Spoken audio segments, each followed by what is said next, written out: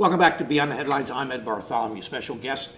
Although several months away, the political campaign is underway. Republican congressional candidate Chris Gibson is here in the Glens Falls area, and we're delighted to have Chris stop by, spend a few moments of his busy time with us. Welcome to Glens Falls. Again, Chris, I know you've been making your rounds through our region, but before we get into the issues, let's talk about Chris and your family and kind of some of the roots and family background of who is Chris Gibson. Yeah. Well, first let me say, Ed, it's great to be here. Thanks very much for this opportunity. I grew up in Kinderhook in Columbia County. I went to Ichabod Crane High School. My parents, Bob and Barbara Gibson, conservative Irish Catholic family. We're Democrats, actually. And Dad was a union guy. He worked for Otis Elevator. I'm the oldest of four children for Bob and Barbara.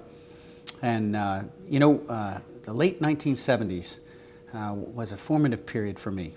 Watching my dad, this was tough economic times, not unlike what we're going through right now. But Dad spent a good portion of the late 70s out of work, either on strike or laid off. And so, when President, or then candidate Ronald Reagan came to the fore, he came forward with a message of economic revitalization, hope, national strength. That was something that I could really connect with. I actually was the first one in my family to become a Republican. And you can imagine what it was like to make that announcement in our home. But, it really was through inspiration and through a tremendously patriotic upbringing in Columbia County that inspired me to enlist. I became a private in the New York Army National Guard the day after my 17th birthday.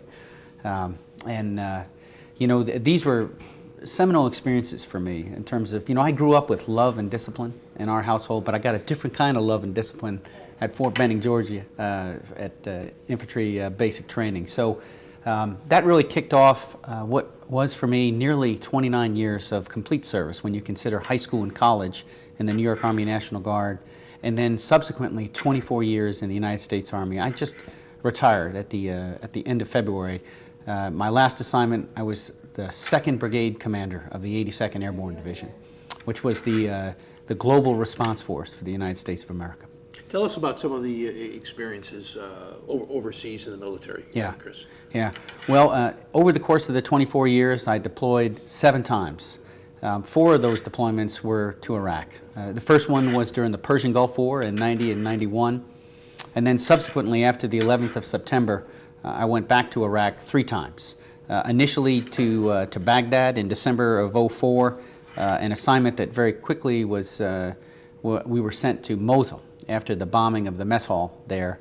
We participated in the first ever free democratic election in Iraq. Our battalion was there. It was a very, very emotional time to be serving, to help the Iraqi people stand up against the terrorists who had threatened their lives. And yet they came forward and they voted. It was a very proud day for them when they all showed their finger with the purple on it for having voted.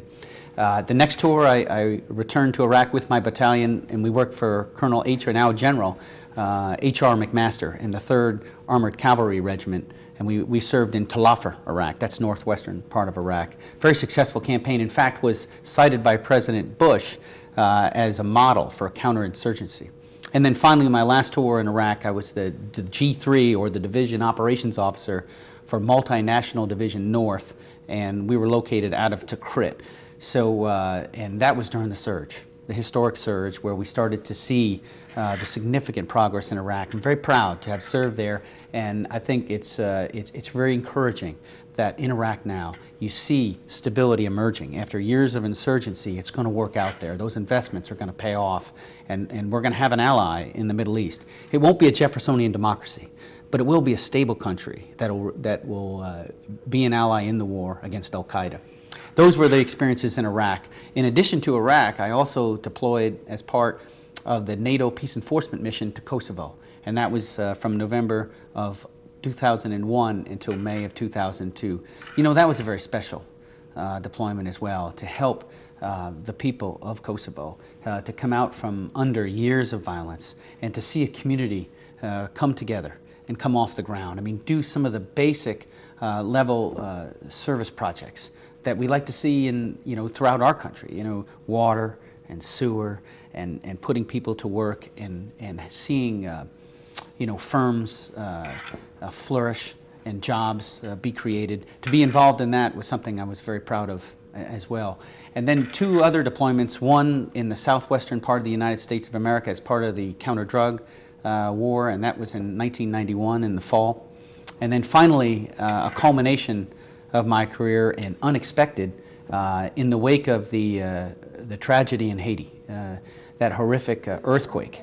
I deployed with my brigade on no notice to support the humanitarian relief operation, and that was really the swan song, if you will, of my 24 years in the United States Army. And thanks for asking. I'm very proud to have served, and I am so proud of those paratroopers and our families who every day are out there doing everything they can for freedom and to protect our way of life. I know everyone is appreciative of your military service.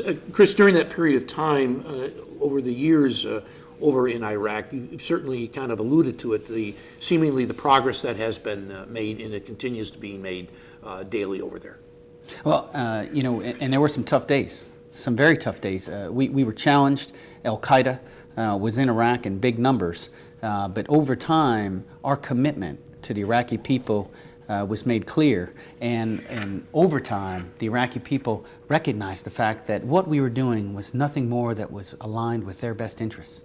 And when that happened, they were rising up to resist al-Qaeda, and that's what you saw occur over the summer of 2007 into the fall of 2007. A major transformation of what happened in Iraq, which has continued to this day. This is really a story of the people of Iraq and their willingness to stand up against al-Qaeda and against the terrorists. We were there to help them, but this is really their success story that we shared in.